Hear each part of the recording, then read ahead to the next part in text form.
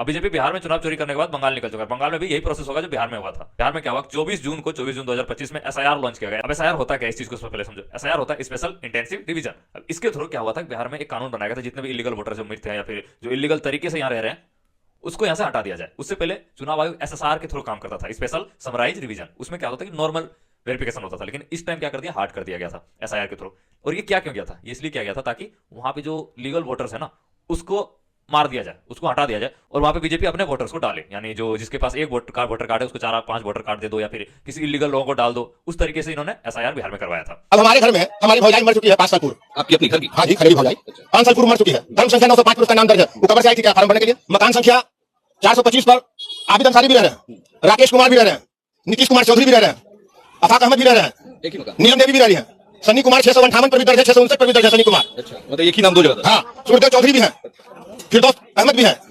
इस्माइल रास्ती को मरे हुए कम से कम 10 से 15 साल हुआ, अभी वो जीवित है चुनाव आयोग के। अब यही चीज वो बंगाल में करने वाले हैं। बंगाल में ममता बनर्जी कहते हैं कि यहाँ पे 200 साल से जो लोग रह रहे हैं उसके पास भी पूरी फैमिली वेरिफिकेशन नहीं है। अब एसआईआर के थ्रू जो वेरिफिकेशन होता है उसमें उसको पुराने फैमिली वेरिफिकेशन देना पड़ता है, बहुत पुराने दस्तावेज देना पड़ता है, जिससे कि प्रूफ होता है कि लोग वहां पे रहता है कि नहीं रहता है, ठीक है। उसके थ्रू वो पता करते हैं। अब क्या है कि बंगाल में बहुत सारे लोग ऐसे हैं जो 200 साल 250 साल से यहाँ रह रहे हैं, उनके पास आधार कार्ड तो है, जमीन का रसीद तो है, लेकिन फैमिली का बहुत सारी डॉक्यूमेंट्स नहीं है। अब उसके थ्रू क्या होगा कि जब एसआईआर बंगाल में होगा तो वहां पे जो पुराने लोग 100 साल से रह रहे हैं वो वहां से निकल जाएंगे।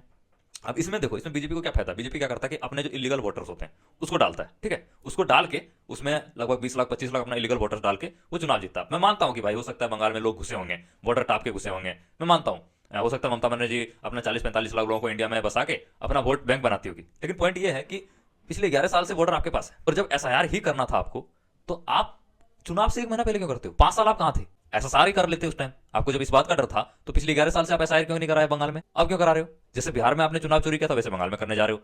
ये पॉइंट है। दूसरा पॉइंट, अगर वहां पे घुसपैठिए घुसे हैं बंगाल में, तो बॉर्डर पे आप क्या कर रहे हो? बॉर्डर तो आपके हाथ में है ना, पूरा नेशनल सिक्योरिटी आपके पास है, वो तो केंद्र के हाथ में होता है।